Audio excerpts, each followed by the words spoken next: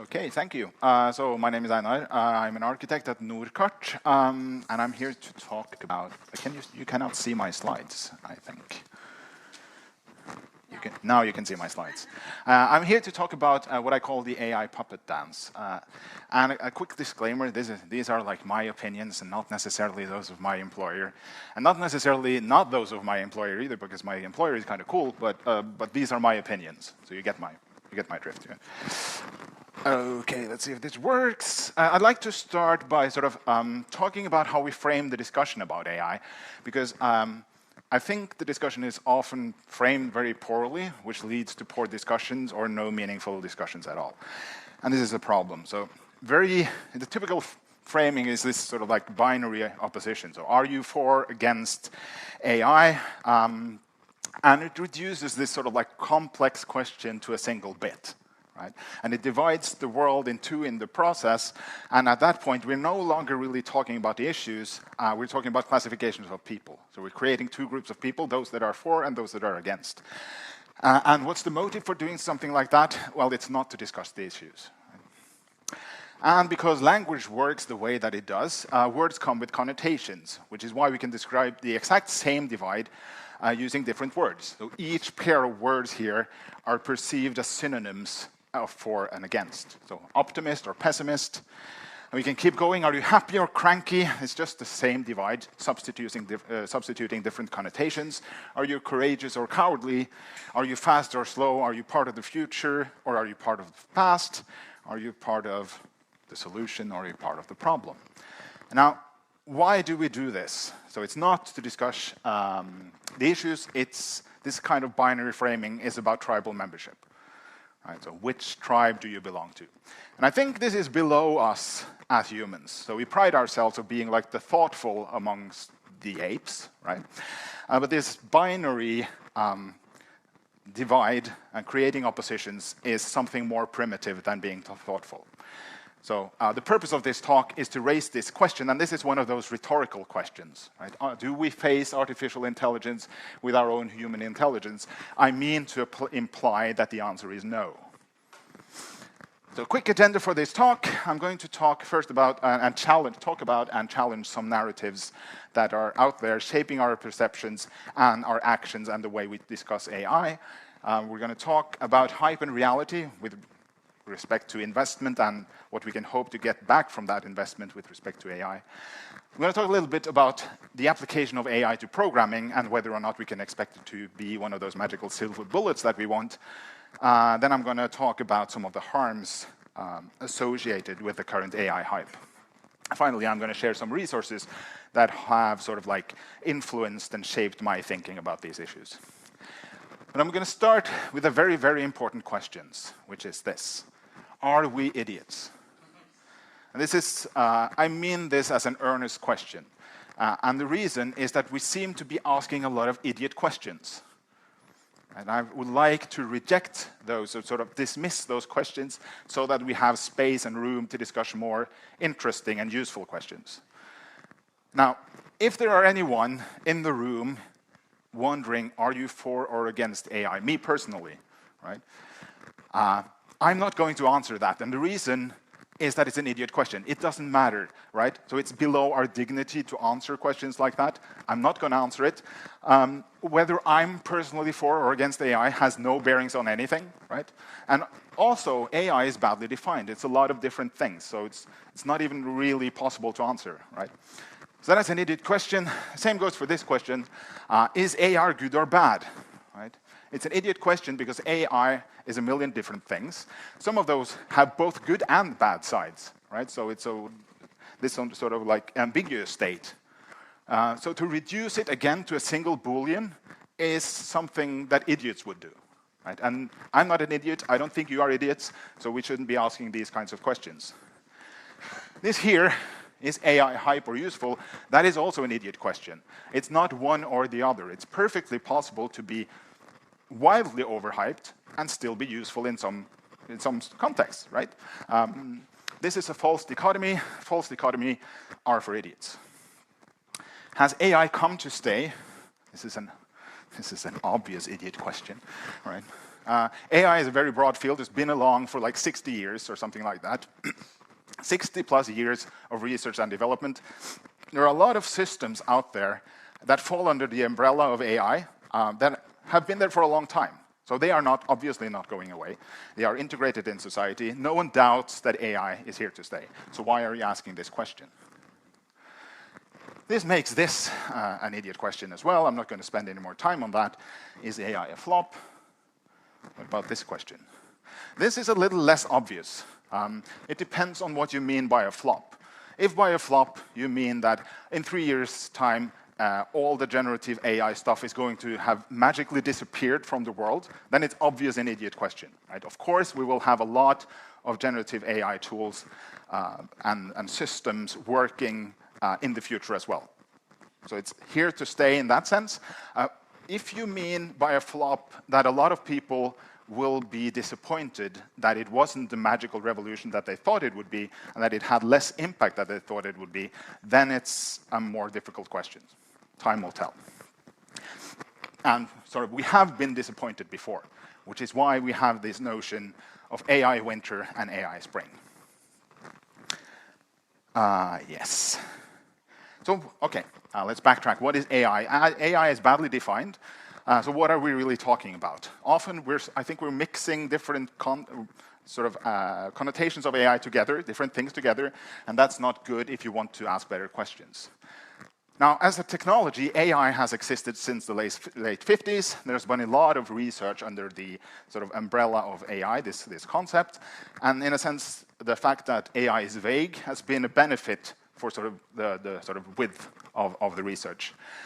So we have, of course, today, the main hype is primarily generative AI with this artificial general intelligence lurking in the background somewhere as a tantalizing promise for where this might lead. But we also have machine learning systems, and we have expert systems that were popular in the 80s, pattern recognition. I don't know what popped up now. Neural networks, yeah, that's one. And recommendation systems, language processing, self-driving cars, and chess engines, and so on and so forth. So a lot of stuff. Primarily, we're talking about, in this AI hype wave, generative AI, and then this artificial general intelligence somewhere in the background. What about AI as a concept? Now, it's important, when we talk about intelligence, it's important to understand that it's an abstraction. It's not an essence. It's not a physical quantity. You cannot open people's brains and see how much there is of it. So when we're talking about intelligence, what we're really doing is we're pointing in the general direction of certain kinds of human behavior and experience. Now, that's all. There's nothing more and nothing less than that. And that means that also intelligence is interwoven with a lot of other human stuff, such as consciousness, planning, thinking, and those abstractions, right? And this is not much of a problem when we're talking about human intelligence, because human intelligence is tangled with this other mess, but it's tangled in the same way across humans, right? So we were pointing towards the same mess. So it doesn't really matter that we're using these very really quite coarse-grained abstractions to talk about these things. It gets very different when we start talking about artificial intelligence, because then we're using intelligence as a metaphor. So we're pointing towards a completely different mess, and we're assuming that it's the same thing. And then we lose the richness and the connectedness to this tangled mess that we have inside our heads, to make a comparison based on an essence that doesn't exist. And that means that if we ask a question like this, can we make a machine that is smarter than humans? This is also an idiot question, right? Because what does it mean to be smarter? We're comparing based on an essence that doesn't exist. A much better question to ask is, what are some tasks that humans apply their intelligence to solve that we can set a machine to solve in a way that's faster or better or cheaper than humans? So that's a valid question. This is a stupid question. So to understand the public perception about AI, we must look at the narratives that are used to describe it, the stories that people tell, and maybe also think about why are they telling these stories? What are they trying to achieve? Why do we tell narratives? The first is the revolution narrative, and it goes like this: AI changes everything. And when I hear that, I'm like, is that true? Does it change everything? I look at the world around me, and I see a lot of things in the world that are untouched by AI. Right? Unless you're this sort of like AI doomer and you think that superintelligence is imminent and we'll all be sort of like eradicated as a species, then the fundamentals of existence will remain the same. And this also goes for a lot of kinds of works. Say if your task is garbage disposal, right? You could probably optimize things. Maybe you can use AI to solve like the traveling salesman problem in a really clever way, but still ultimately someone will have to pick up the bags of garbage. Right? So there is this sort of like physical reality out there that's a limit to it. So if we're going to be honest, we may have to moderate ourselves a little bit. So maybe we say AI changes many things. But that's also not entirely true because it's a bit premature. So insisting that the change is already happening, that's a narrative as well. So it's more like wishful prediction than reality just yet. So it's more like AI will change many things. And we may end up sort of, as we iteratively become more precise and more honest, the sales pitch gets less impressive. Like AI is likely to change some things within certain domains, and that's probably true, right? This is likely. And I can see why Sam Altman would use a different pitch than this. Then there's the train narrative. I'm sure you've seen this. If you're ever on LinkedIn, you always see stories about the train. And the narrative is that the train is leaving the station. So we need to hurry to get on board, otherwise we will be left behind. So it plays on this fear of getting left behind, and sort of communicates the idea that there is no time to think. There's this sense of urgency. We must act now. We cannot stop to think. And this is like the grand irony that we fawn over artificial intelligence and thinking machines, and then suddenly it's incredibly boring and cowardly and backwards to use our human intelligence. I wonder what the rush is. So say you're providing now health care for the elderly, and you don't do anything with AI for the next 3 to 5 years. What happens? Nothing, right? You can see what happens, and then if something useful happened within those 3 years, maybe you act, right? So in a lot of cases, there is no rush, yet everyone scrambles for an AI strategy. So what happens if we wait? Not everyone has to be on the bleeding edge, because the thing with the bleeding edge is that you bleed when you're on the edge. So when I hear the train narrative, I think of this cartoon strip. I grew up with Lucky Luke and Asterix, so this is the speed. It's the speed that will conquer this rugged country. And then this guy says, the scalp cover fell off your head. I picked it up and grabbed it quickly. I'm in a hurry. Then there's the next version narrative. And it goes like this: since everything is progressing at the breakneck speed, the train is so fast, any problems that you have today will not be a problem tomorrow, because it's going to be fixed in the next version of it. And if it's not fixed in the next version, it will be fixed in the version after that. But we've seen, and the idea here is that it sort of approaches perfection, right, as time progresses. But we've seen that this isn't necessarily true. Consider again self-driving cars. We've had like the idea that fully autonomous, I think they call it level 5 autonomous self-driving cars, have been like 2 to 3 years away for more than a decade. Then there's the extrapolation narrative, which says that development will be linear or superlinear.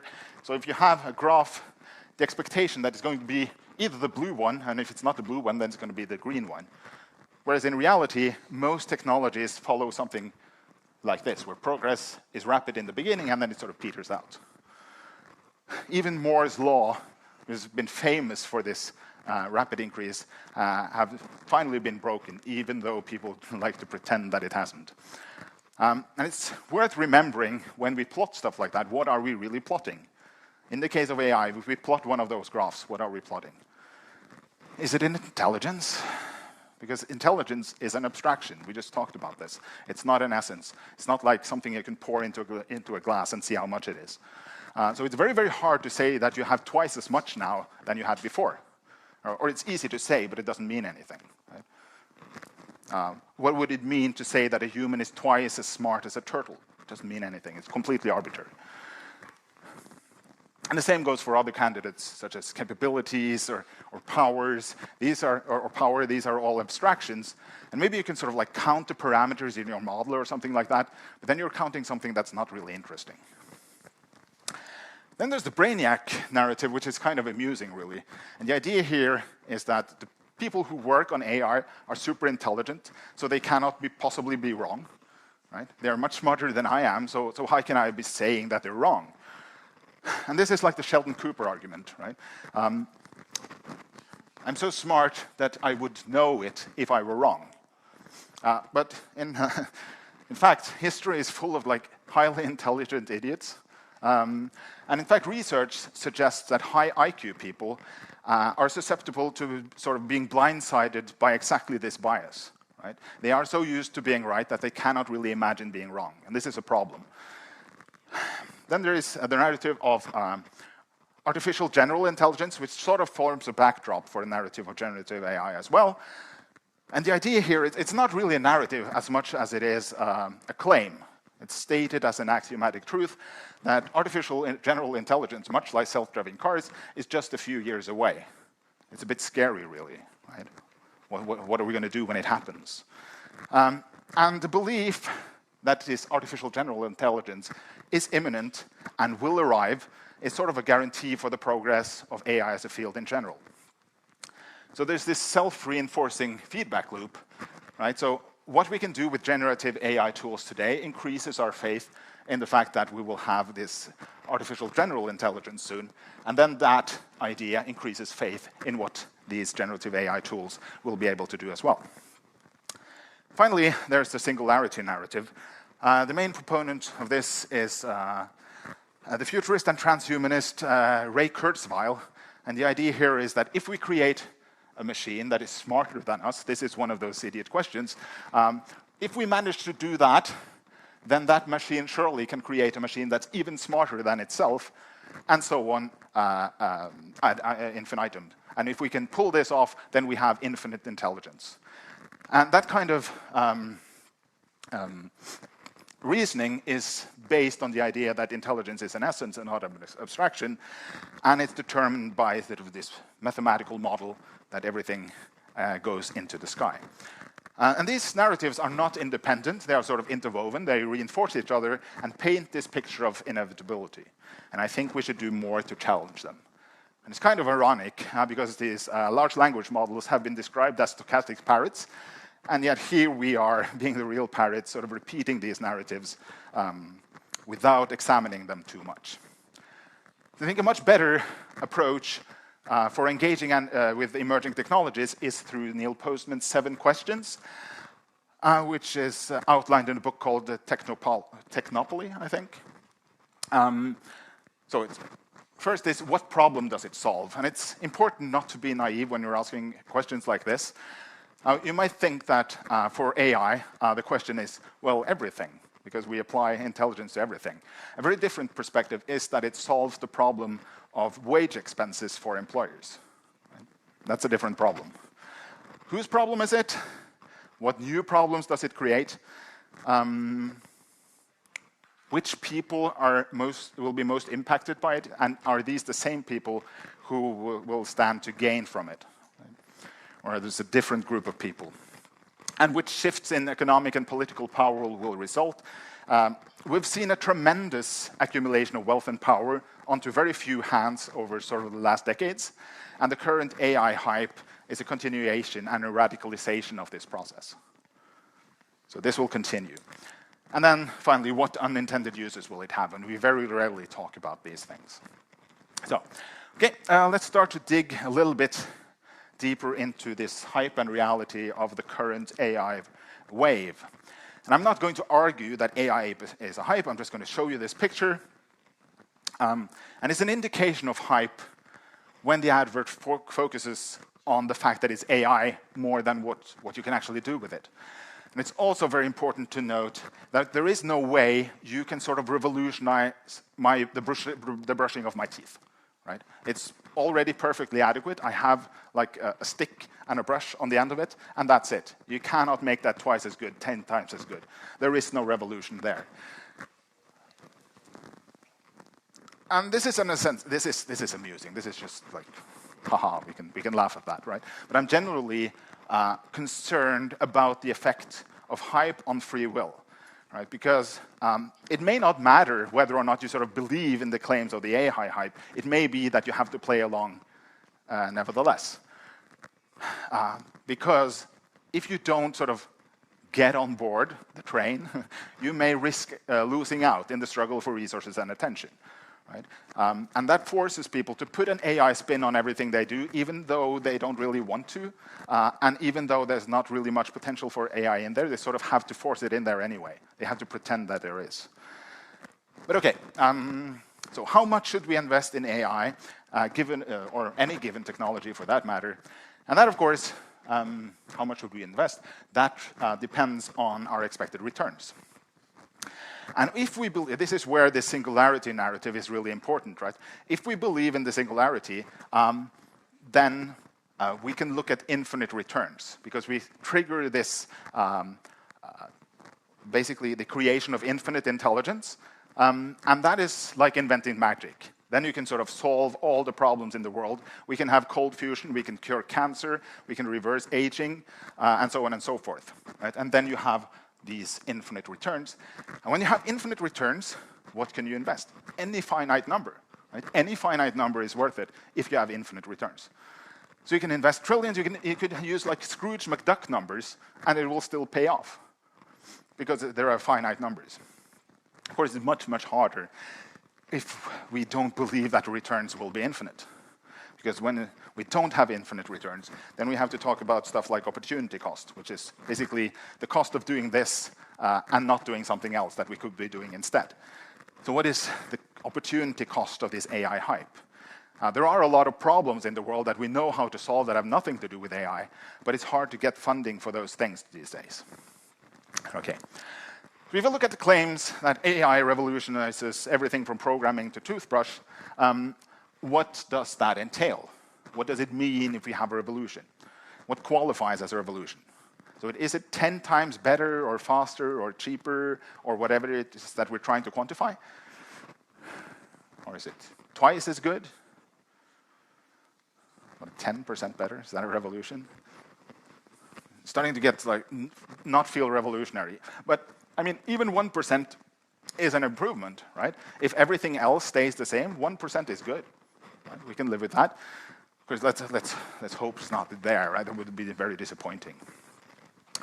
And what exactly is the revolutionary change? I think we're very often, the obvious candidate is cost or productivity. The idea that if you can produce something much faster than before, then it's going to cost a whole lot less. And maybe we will be able to produce a whole lot more for the same cost. So that's sort of the flip side of that. What about quality? Quality is sort of like a wild card. We don't really know. It could be better, it could be worse. I was on the NDC Oslo Agenda Committee a couple of years ago, and we noticed sort of this increase in the number of submissions, like 30% more or something like that. And they were these like syntactically well-formed, kind of long, a bit vapid descriptions. Not entirely bad, but also not good enough to be included in the agenda. Right? So they competed really poorly, not because they were AI generated as such, but because they were not as good as the best handwritten abstracts. So it seems strange that something can be both highly impressive and yet not good enough. But I think we see a lot of this. Right? Okay. Oh, it says programmering, which is Norwegian, is supposed to say programming. Let's talk about programming. So, can we sort of envision this silver bullet? Now, the idea of a silver bullet comes from this paper by Frederick Brooks, 1986, I think. And what the silver bullet is an order of magnitude improvement in productivity and reliability and simplicity. So can we hope that generative AI will be one of these? Because that would be awesome, right? Now, this is the 10x scenario, which I think maybe qualifies as a revolution. So could generative AI be a silver bullet for programming? Well, what are we talking about again? 10x what? Now, if software development were like hauling bricks from one place to the other, then 10x productivity would be all we need. If we could do that 10 times faster, maybe even 100 times faster, we'd be done. That's a revolution. But there are a lot of important ilities when you're building software. It's not just productivity.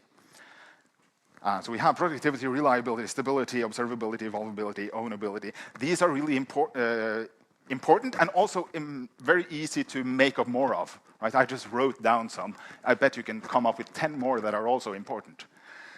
So what happens if we get 10x productivity? That means we can crank out a whole lot of code very, very quickly. Each developer produces a whole lot more code. What about these other things? Now, it's possible that AI tools can help developers with more than just productivity. But again, the question is how much? And again, the answer is we don't know yet. So the situation is really this. So these are all unknowns, and we hope there is reason to believe that we can do something with productivity. We don't know the effect on the other ones.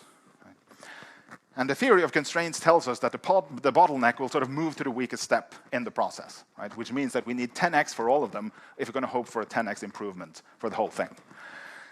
Otherwise, we might be in a situation where the silver bullet, the sort of candidate silver bullet, turns out to be a silver boomerang, which is basically a headache waiting to happen.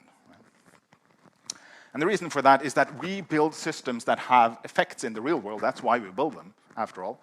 And humans are ultimately the ones who have skin in the game. Right? We build systems that have effects that influence the lives of humans. Whereas for an AI, it's ultimately a game of numbers. Right? It's a very sophisticated game of numbers, but it is a game. It doesn't really matter to the AI as such what happens in the real world. We care about that. That's why we have notions such as truth and hallucination, whereas the AI doesn't really. Which brings us to harm. We've looked at ways in which the expectations may be overblown. Now, outright harms.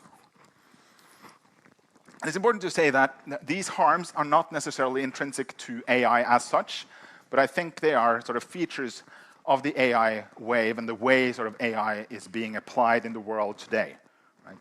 So it didn't have to be that way, but I think it is this way.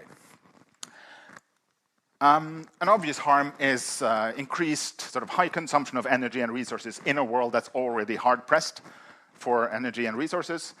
There is extraction of rare minerals for all these GPUs that need to be built that may involve human exploitation, child labor, slavery. This is a whole talk of its own. I cannot do it justice in this talk.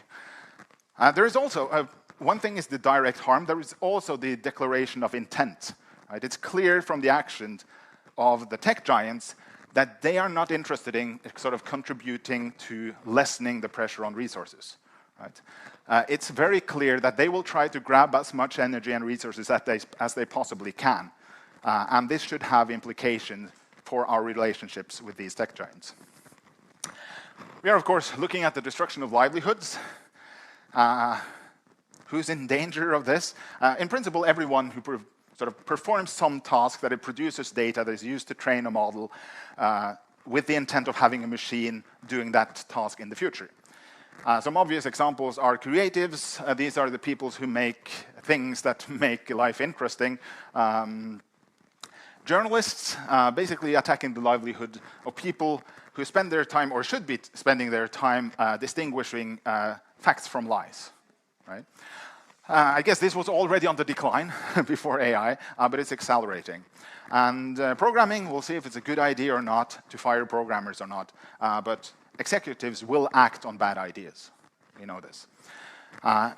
It's also worth noting that every time someone says that technology frees up time to focus on higher value tasks, that is a dog whistle for layoffs. This is what they're saying. Right? Remember that the problem that AI solves in the eyes of executives is our wage expenses. Right? It's that we cost money. So we'll see some of this. Right? We trained this dog to talk. It doesn't really actually understand language, but it kind of sounds like it's having a conversation by mimicking the sound of human speech. Awesome, I fired my entire staff. How quickly can I start diagnosing medical disorders? Some of these CEOs will regret this, but it might not help too much. Then there is overproduction. So the big selling point for generative AI is productivity, But this quickly leads to overproduction. Right? As the cost and effort to produce artifact approaches zero, we can produce a whole lot more of artifacts than we can meaningfully interact with. Right? We can get too much of stuff.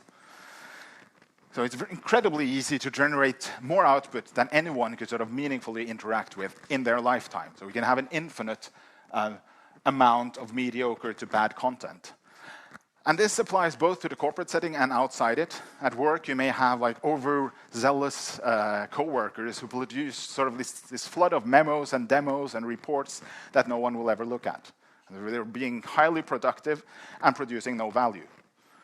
And it's even worse than no value, but it's almost like a denial of service attack. So if you start to interact with this flood of mediocre content, then you can't do what you're really supposed to do. And the bad part about it is that the actual valuable content sort of drowns in the flood as well, because it's just too much. There's this from my lunch today. The trouble is not so much AI making you more productive, but it's that it's tripling the output of the biggest idiot where you work. Right? This is not improvement. Right? Yeah, so that's something to talk about. Also, unfortunately, it's very, very easy to envision all kinds of malicious applications of generative AI. It's much easier than benign ones, because malicious applications just have to be a little bit successful in order to have success, whereas benign applications need to be successful basically all the time. Right? There are much, much higher standards for benign applications than for malicious ones. In a sense, lying is the killer application for generative AI, which is to say that it is what it does. It has no concept of truth. Everything is, in a sense, a lie, or at least bullshit. Right?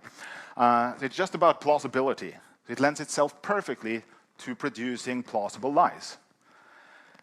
This means that you get sophisticated and plausible scams basically for free, and it will be very difficult to believe what we see and hear unless it's actually happening right in front of us in the physical world. Then we may believe it, right? But if you see something online, it could be anything, right? And it may be true that I don't think actually that sort of like generative AI video generating tools, they are very impressive, but I don't think they will ever sort of produce a movie that's worth watching if you have like a quarter of a brain and a soul.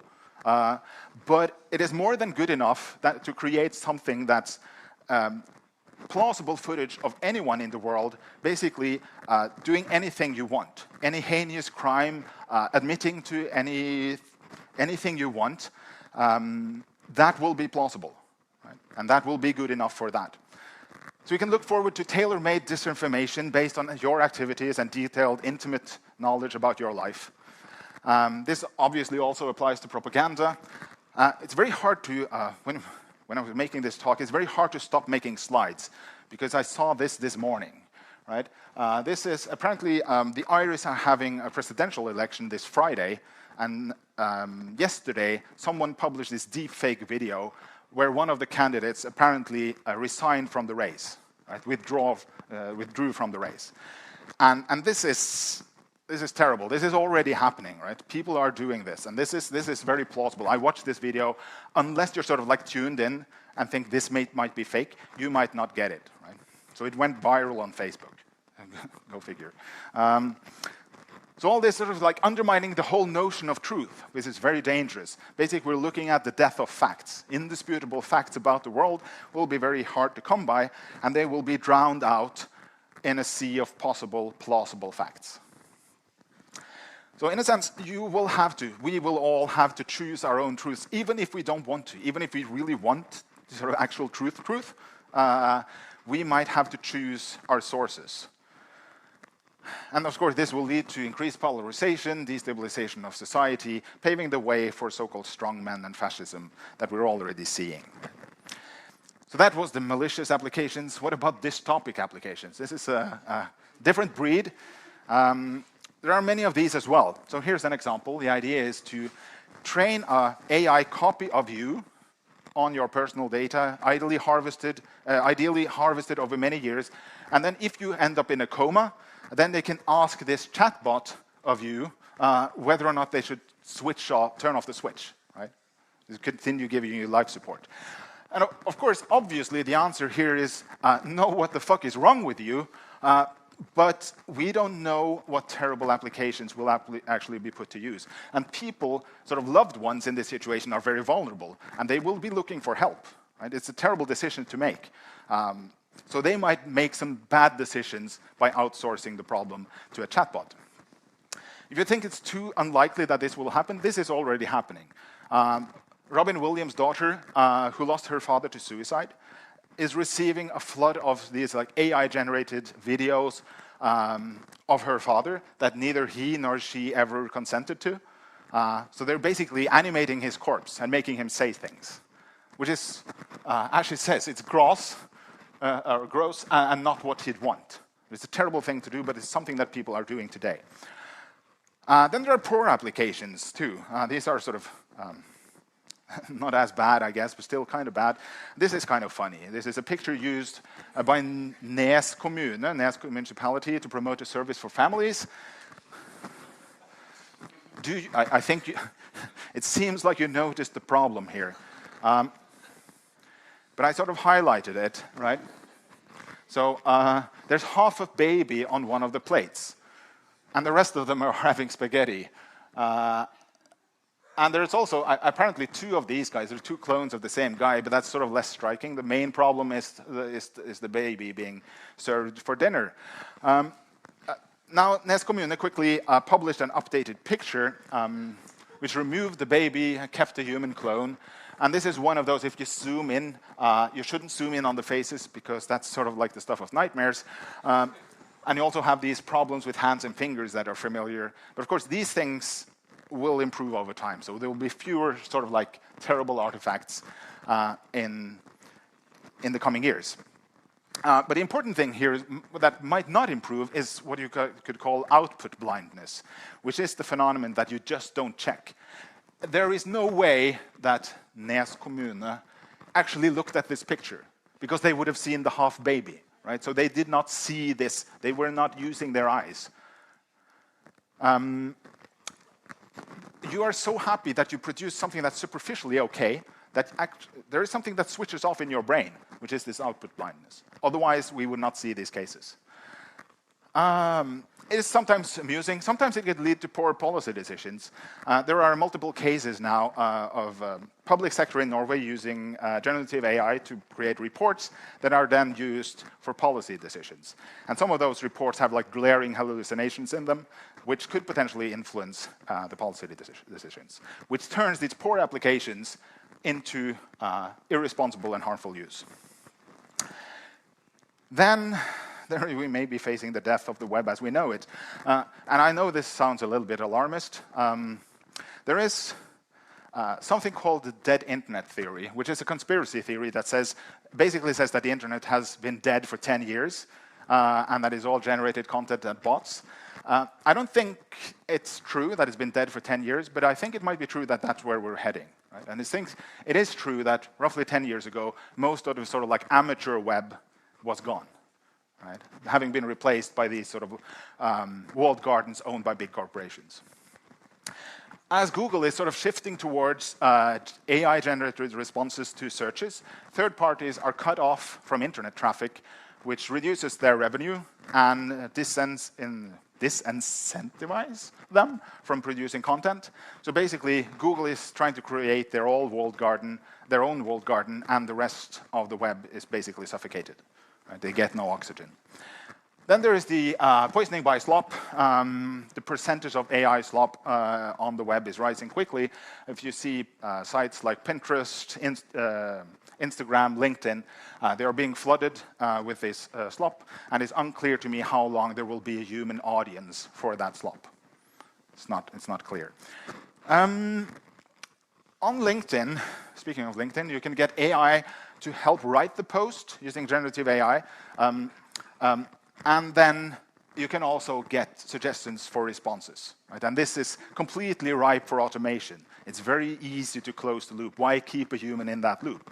You can just automate engagement and get infinite engagement, if you like, because you can roll out how many bots you want. And bots can certainly play this game. And ultimately, it may be hard for any humans that are still on the platforms to distinguish bots from humans. And I think we will find that basically playing the Turing game 24/7 is really bad. It sucks. It's not interesting. We don't want that, to have to wonder if this is human or bot. Then there is privacy. And I think privacy is really too small a word for what I'm really talking about. Because what's at stake is really the whole concept of individual integrity. It's about the ability to have any personal agency at all. And to illustrate what I mean, I want you to consider this. What is the worst idea you could possibly have? The worst idea in the world. A candidate is this: sexting with Sam Altman. Right? And it's not that Sam Altman isn't hot. I'm sure there are people who find Sam Altman hot. But the idea of sharing, that kind of stuff with OpenAI, with a big tech company, hell no, right? Because it's always a two-way transaction, right? And you don't know what that interaction will be used for. But that's not the real thing. That's actually just the second worst thing, the second worst idea you could have in the world. The actual worst idea in the world is giving Mark Zuckerberg access to your retina. And the reason why this is such a terrible, terrible, terrible idea is that it's important to realize this is a man-in-the-middle attack, right? They are injecting themselves as the man in the middle. And it's not just Facebook doing this. Everyone is sort of trying to create an assistant or a wearable device of some sort that you're supposed to sort of interact with all the bleeping time. Right? The goal is to be involved in everything we do, every second of the day, every second of every night. And in assessing whether or not that's a good idea, it's important to remember what the business model of these big tech companies is. Is it to sell ads? They sell ads. But it's much broader than that. It's to sell influence. Right? It is to sell modification of opinions and behavior. And there is no real difference between any of these things. So increase sales of something by some percent, change public perception of something by some percent, move some percent of voters. These are all the same picture. This is what they're selling, right? The ability to do all these things. Right? And you might protest and say, but there are no ads in ChatGPT. Right? Not yet, right?